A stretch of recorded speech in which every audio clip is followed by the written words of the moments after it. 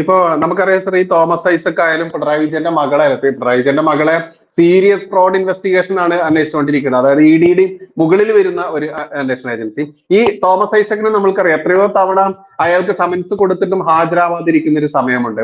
EDക്ക് മുൻപിൽ ഇതുപോലെ ഹാജരായിട്ടില്ല എന്നുണ്ടെങ്കിൽ എന്തായിരിക്കും സംഭവിക്കുക എന്നുള്ളതിന്റെ ഒരു ഉദാഹരണം തന്നെയല്ലേ ഇയാളെ ED പൊക്കി കൊണ്ടുപോകുന്നത്, ഇപ്പോൾ ഉള്ളിലിട്ടതും. മാത്രമല്ല, ഇന്നിപ്പോൾ പുതിയ വാർത്ത വന്നിരുന്നു, തൃശ്ശൂരിൽ പിണറായി വിജയൻ മിന്നൽ സന്ദർശനം നടത്തിക്കൊണ്ട് അവിടെ ഒരു യോഗം ചേർന്നതായിട്ട്, രഹസ്യ യോഗം ചേർന്നു എന്നുള്ളത്. കാരണം ഇയാളുടെ മകളായാലും ഈ തോമസ് ഐസക് ആയാലും ഇനി വേണ്ട കരുവന്നൂർ കേസ് പൂർണ്ണമായിട്ടും EDയുടെ കയ്യിൽ തന്നെയാണ് തിരിക്കുന്ന അവസ്ഥയിലുണ്ട്. അപ്പൊ ഇതൊക്കെ ഇവർക്ക് ഭയം വരുത്തുക, അതല്ലെങ്കിൽ കള്ളന്മാർ ഉപ്പ് തിന്നവൻ വെള്ളം കുടിക്കുമെന്ന പുറം തന്നെയല്ലേ ഇങ്ങനെ ഒരു രഹസ്യ യോഗം ചേർന്നതിനെ നമ്മൾ കാണേണ്ടത്. എങ്ങനെയാണ് അതിന്റെ ആ ഒരു വിശദീകരണം പ്രേക്ഷകരോട് പറയുകയാണെങ്കിൽ? ഈ പിണറായി വിജയൻ അവിടെ കൂടിക്കാഴ്ച നടത്തിയത് കരുവന്നൂർ കേസിലെ പ്രതികളുമായിട്ടാണെന്നാണ് ഞാൻ അറിഞ്ഞത്. എന്ന് പറഞ്ഞാൽ ഡൽഹിയിൽ ഈ സംഭവം ഉണ്ടായി കഴിഞ്ഞപ്പോൾ ഉടനെ പിണറായി വിജയന് പെട്ടെന്ന് ഞെട്ടി ഉണർന്ന് ബോധോദയം ഉണ്ടായി. കരുവന്നൂരിലേക്ക് കുതിക്കാനുള്ള കാര്യം എന്താണോ കേജ്രിവാൾ ചെയ്തത് അതിന്റെ ഒരു ചെറിയ പതിപ്പാണ് ഇവരിവിടെ ചെയ്തുകൊണ്ടിരിക്കുന്നത്. അവര് ചെയ്തുകൊണ്ടിരിക്കുന്നതിനകത്ത് മറ്റൊരു ഗുരുതരമായ കാര്യം കൂടി ഉണ്ട്. നമ്മൾ അറിയേണ്ട ഒരു കാര്യമാണ്, കേരളം ചർച്ച ചെയ്യാത്തൊരു കാര്യമാണ്. ഇപ്പോ കരുവന്നൂർ ബാങ്കിലെ 100 കണക്കിന് അക്കൗണ്ടുകൾ പരിശോധിച്ചപ്പോ CPIMന്റെ local committee, area committee, branch committee, ഇതിന്റെയൊക്കെ പേരിൽ 100 കണക്കിന് അക്കൗണ്ടാണ്, ഒന്നും രണ്ടും അക്കൗണ്ട് അല്ല. അപ്പൊ ഈ 100 കണക്കിന് അക്കൗണ്ടിൽ കോടാനുകോടി രൂപ കിടക്കാണ്. ഈ പണം എന്ന് പറയുന്നത് കരുവന്നൂർ ബാങ്കിന്റെ മാത്രം അധികാര പരിധിയിലുള്ള പണമാണ്. ഇത് KYC പ്രകാരം ഇന്ത്യ ഗവൺമെന്റിന് അറിയില്ല, റിസർവ് ബാങ്കിന് അറിയില്ല, സ്റ്റേറ്റ് ബാങ്ക് ഓഫ് ഇന്ത്യക്ക് കണക്കില്ല. അപ്പോൾ ഈ സംവിധാനം കൈവശമുള്ളത് കൊണ്ടാണ് ഇവർ പറയുന്നത് ഞങ്ങൾക്ക് ഇലക്ട്രൽ ബോണ്ട് വേണ്ട. കാരണം ഞങ്ങൾക്ക് സ്വന്തമായിട്ട് ബോണ്ടുണ്ട്, സ്വന്തമായിട്ടുള്ള ബാങ്ക് ഉണ്ട്, സ്വന്തമായിട്ട് കള്ളപ്പണമുണ്ട്. പിന്നെ എന്തിനാണ് ഈ നക്കാപ്പിച്ച ഈ കണക്കും പറഞ്ഞ് ഇലക്ട്രൽ ബോണ്ട് മേടിക്കാം? ഇലക്ട്രൽ ബോണ്ട് മേടിച്ചാൽ KYC കൊടുക്കണം. ആരുടെ പൈസ, എത്ര പൈസ വാങ്ങി എന്നുള്ളത് സ്റ്റേറ്റ് ബാങ്ക് ഓഫ് ഇന്ത്യയിലെ അക്കൗണ്ടിലേക്ക് പോകും. അപ്പൊ സ്റ്റേറ്റ് ബാങ്കിന്റെ കണക്ക് കൊടുക്കണം. ഇതൊക്കെ വരുമ്പം പാർട്ടിയുടെ ഇൻകം എക്സ്പെൻഡിച്ചർ മറ്റു കാര്യങ്ങളിനകത്ത് കയറി വന്നാലോ? അതുകൊണ്ട് അവർ ചെയ്ത പണി എന്താണ്? അവര് ചെയ്തത് ഇവരെക്കാൾ വലിയ, അതായത് ഈ നമ്മൾ പറയുമല്ലോ ഈ എത്തിക്കണ്ണികൾ എന്നൊക്കെ പറയും. ഇപ്പൊ DMK, തമിഴ്നാട്ടിലെ DMK പാർട്ടിയോട് 25 കോടി രൂപ കേരളത്തിലെ CPM-ഉം CPI-യും മേടിച്ചു. അത് കൃത്യമായി DMK കണക്കെഴുതിയിട്ടുണ്ട്. DMKക്ക് ഈ പൈസ എവിടുന്നാ കിട്ടിയത്? DMKക്ക് ഈ പൈസ കിട്ടുന്നത് നമ്മുടെ ലോട്ടറി രാജാവ് സാന്റിയാഗോ മാർട്ടിന്റെ കയ്യിൽ നിന്ന്. അപ്പോ സാന്റിയാഗോ മാർട്ടിന്റെ കയ്യിൽ നിന്ന്, ലോട്ടറി രാജാവിന്റെ കയ്യിൽ നിന്ന് CPM-ഉം CPI-യും പൈസ മേടിച്ചോ? മേടിച്ചില്ല. എന്നാൽ CPM-നും CPI-ക്കും മേടിച്ചു കൊടുക്കാനുള്ള ദൗത്യം DMK ഏറ്റെടുത്തിട്ട് DMK അവിടുന്ന് പൈസ മേടിച്ച് ഇവർക്ക് വീതം ചെയ്തു. ഇതല്ലേ സത്യത്തിൽ നടന്നത്.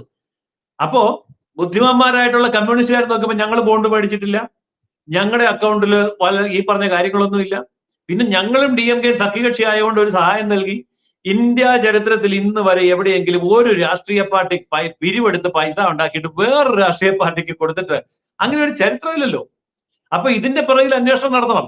അന്വേഷണം നടത്തുമ്പോഴാണ് DMKയും CPIM-ഉം CPI-യും തമ്മിലുള്ള ബന്ധം മനസ്സിലാവുന്നത്. അല്ലെങ്കിൽ ഞാനൊന്ന് ചോദിക്കട്ടെ, DMKക്ക് പുല്ലുപോലെ ജയിക്കാവുന്ന, ലക്ഷക്കണക്കിന് വോട്ടിന് ജയിക്കാവുന്ന 2 സീറ്റുകൾ എന്തിനാണ് CPM-ന് കൊടുത്തത്? മറ്റു 2 സീറ്റുകൾ എന്തിനാണ് CPI-ക്ക് കൊടുത്തത്? അപ്പൊ 4 സീറ്റുകൾ CPM-നും CPI-ക്കുമായിട്ട് കൊടുത്തുവെങ്കിൽ DMK വെറുതെ ഒരു മണ്ടത്തരം കളിക്കുന്നതല്ല. തമിഴ്നാട്ടിൽ ഇല്ലാത്ത രാഷ്ട്രീയ പാർട്ടിക്ക് വിജയസാധ്യത, അവർ ഒറ്റയ്ക്ക് മത്സരിച്ചപ്പോൾ 20,000 വോട്ട് കിട്ടിയിടത്താണ് DMK പിന്തുണയോടെ അവർ ജയിക്കുന്നത്. ഒറ്റയ്ക്ക് നിന്നാൽ നമ്മുടെ ഇവിടുത്തെ ഒരു സ്വതന്ത്ര സ്ഥാനാർത്ഥി നിൽക്കുന്ന അത്ര വോട്ടേ ഉള്ളൂ. പക്ഷെ 2 MP-മാരുണ്ടായി, DMK സഹായിച്ചു, അവർ ജയിച്ചു. അങ്ങനെ DMK സഹായിക്കണമെങ്കിൽ DMKക്ക് ഇവരെന്തെല്ലാം ചെയ്തു കൊടുത്തിട്ടുണ്ട്? ഇതിന്റെ പിന്നിലുള്ള കള്ളക്കണി പുറത്തു വരുമ്പോഴായിരിക്കും നമ്മൾ വീണ്ടും ഞെട്ടാൻ പോകുന്നത്. അപ്പോൾ രാഷ്ട്രീയ പാർട്ടികളെ വിലക്കെടുക്കുന്നു, അല്ലെങ്കിൽ സ്പോൺസർ ചെയ്യുന്നു. ഒരു സംസ്ഥാനത്ത് ഭരണമുള്ള പാർട്ടി അടുത്ത സംസ്ഥാനത്ത് ഭരണമുള്ള പാർട്ടിയുമായി ബന്ധമുണ്ടാക്കുന്നു. അത് രാഷ്ട്രീയ ബന്ധമല്ല, സാമ്പത്തിക ബന്ധമുണ്ടാക്കുന്നു. അപ്പൊ ഇതിന്റെ പിന്നിലുള്ള സാമ്പത്തിക കളികളൊക്കെ പുറത്തു വരുമ്പോഴായിരിക്കും കേരളം, തമിഴ്നാട് അടക്കമുള്ള ദക്ഷിണേന്ത്യൻ സംസ്ഥാനത്തെ കട്ടിംഗ് സൗത്ത് ആക്കി മാറ്റി ഞങ്ങൾക്ക് ഇങ്ങ് തന്നേരം ഞങ്ങൾ ഭരിച്ചോളാം. ഇന്ത്യ എന്ന് പറയുന്നത് ഞങ്ങളുടെ അയൽ രാജ്യമാന്നേ, ഞങ്ങളുടെ രാജ്യമല്ല. അതുകൊണ്ട് സ്റ്റാലിനും പിണറായിയും കൂടെ തെക്കേ ഇന്ത്യ ഇങ്ങോട്ട് എടുത്തോളാം എന്ന് പറയുന്ന ഒരു മനോഭാവത്തിലേക്ക് വന്നിട്ടുണ്ടെങ്കിൽ അതിന്റെ പിന്നിൽ ഈ കേജ്രിവാളിനെ പിന്തുണയ്ക്കുന്ന അന്താരാഷ്ട്ര ശക്തികൾ ഉള്ളതുപോലെ ഇവരുടെ പിന്നിലും ഇത്തരം അന്താരാഷ്ട്ര ശക്തികളുണ്ട്. അതുകൊണ്ടാണ് ഞെട്ടൽ ഇവരെ ഒരുപോലെ ഞെട്ടുന്നത്. ഈ ഒരുപോലെ ഞെട്ടാനുള്ള കാരണം ഇതിന്റെ പുറകിലെ കാരണങ്ങൾ ഒരുപോലെയാണ്. ഏതായാലും ഇതിന്റെ ചുരുളഴിഞ്ഞു വരുമ്പോഴത്തേക്കും ഇത് അന്താരാഷ്ട്ര രംഗം വരെ നീണ്ടു കിടക്കുന്ന വമ്പൻ അന്താരാഷ്ട്ര ഗൂഢാലോചനയാണ്, ഇന്ത്യ വിരുദ്ധമായ നീക്കമാണ്. അതിന് CPI, CPM, DMK, കേജ്രിവാളിന്റെ ചൂല് പാർട്ടി ഇവരെല്ലാം ഒന്നിച്ചു നിൽക്കുന്ന ഒരു കാഴ്ചയാണ് നമ്മൾ കാണുന്നത്. അപ്പോൾ ഇവരുടെ ഫണ്ടിങ് സോഴ്സ്, ഈ ഫണ്ട് മുഴുവൻ പാർക്ക് ചെയ്തിരിക്കുന്നത് കേരളത്തിലെ CPM ഭരിക്കുന്ന കോപ്പറേറ്റീവ് ബാങ്കുകൾ. കോപ്പറേറ്റീവ് ബാങ്കുകളുടെ കണക്ക് അവർ പുറത്തുവിട്ട കണക്ക് മാത്രമാണ് നമ്മുടെ കിട്ടിയിരിക്കുന്നത്. ഇപ്പൊ ഒരു ബാങ്കിൽ 500 കോടി ഉണ്ട്, അല്ലെ 200 കോടി ഉണ്ടെന്ന് അവർ പറഞ്ഞു. അതാണല്ലോ പത്രത്തിൽ വരുന്നത്. ഈ പറഞ്ഞ 200 കോടി നമ്മളെന്തിനാ വിശ്വസിക്കുന്നത്? അവിടെ ചിലപ്പോൾ 2000-ഓ 20,000-ഓ കോടിയാണോ ഉള്ളത് നമുക്ക് എങ്ങനെ അറിയാൻ പറ്റും? പിണറായി വിജയന്റെ മകൾക്ക് കൊടുത്തിരിക്കുന്ന മാസപ്പടിയൊക്കെ അത്രയാണെങ്കിൽ എന്തായിരിക്കും ഇവരുണ്ടാക്കിയിരിക്കുന്ന വരുമാനം? ഈ കാര്യങ്ങളൊക്കെ നമ്മൾ അടുത്ത ദിവസങ്ങളിൽ കാണേണ്ടി വരും എന്നാണ് എനിക്ക് തോന്നുന്നത്.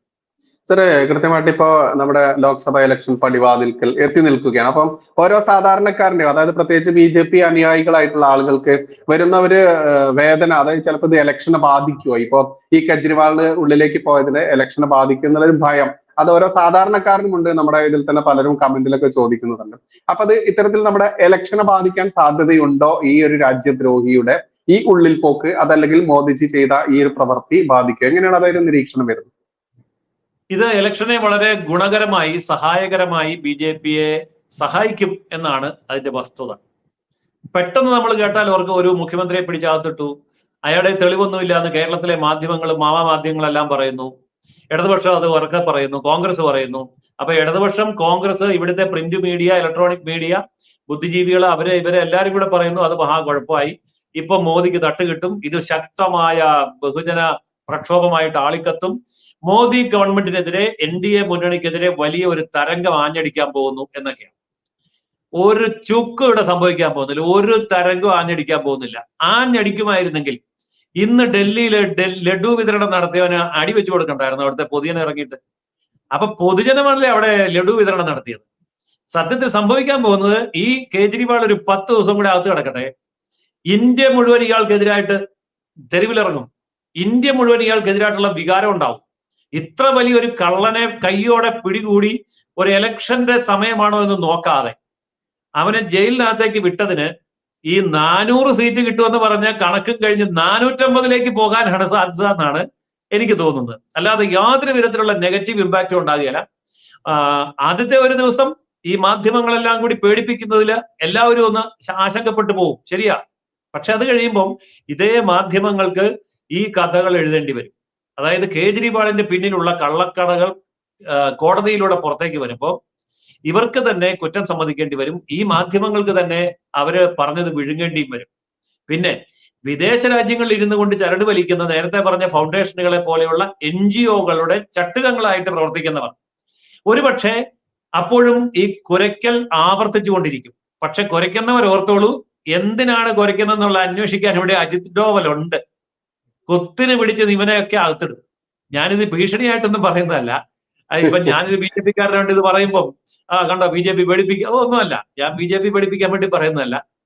ഈ അന്താരാഷ്ട്ര മുഖം മൂടിയിട്ട്, NGO മുഖം മൂടിയിട്ട്, ദേശസ്നേഹത്തിന്റെ കഥ പറഞ്ഞ് രാജ്യത്തിന്റെ ഭരണം വരെ കൈപ്പിടിയിൽ ഒതുക്കാൻ വേണ്ടി ആം ആദ്മി പാർട്ടി പോലുള്ള രാഷ്ട്രീയ പാർട്ടി ഉണ്ടാക്കി 2 സംസ്ഥാനങ്ങളുടെ ഭരണത്തിൽ വരെ എത്തിയിട്ടുള്ള ഈ സംഘടന ഒരു ഭീകര തട്ടിപ്പ് സംഘടനയാണ്, അന്താരാഷ്ട്ര ചരടുവലിയാണ് ഇതിന്റെ പിറകിലെന്ന് കണ്ടാൽ തുടച്ച് തൂത്തുമായ്ച്ചു കളയും ഈ തെരഞ്ഞെടുപ്പിൽ.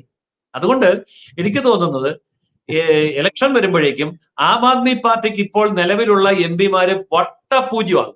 ഒരൊറ്റ ആം ആദ്മി പാർട്ടി MP ജയിക്കാൻ പോകുന്നില്ല. അതിനുശേഷം വരാൻ പോകുന്ന സംസ്ഥാന തെരഞ്ഞെടുപ്പുകളിലും ഇതേ ശക്തമായ തിരിച്ചടി ഈ ആം ആദ്മി പാർട്ടിക്ക് ഉണ്ടാകും. അതുകൊണ്ട് ആം ആദ്മി പാർട്ടിയുടെ ശവവടക്കായിരിക്കും ഇനി നമ്മൾ കാണാൻ പോകുന്നത്. അല്ലാതെ ഒരിക്കലും BJP-ക്ക് അതിനകത്ത് യാതൊരു ആശങ്കയും തോന്നേണ്ട കാര്യമില്ല. ഒരു BJP പ്രവർത്തകനും ഒരു വിഷമവും അതിന് തോന്നേണ്ട കാര്യമില്ല.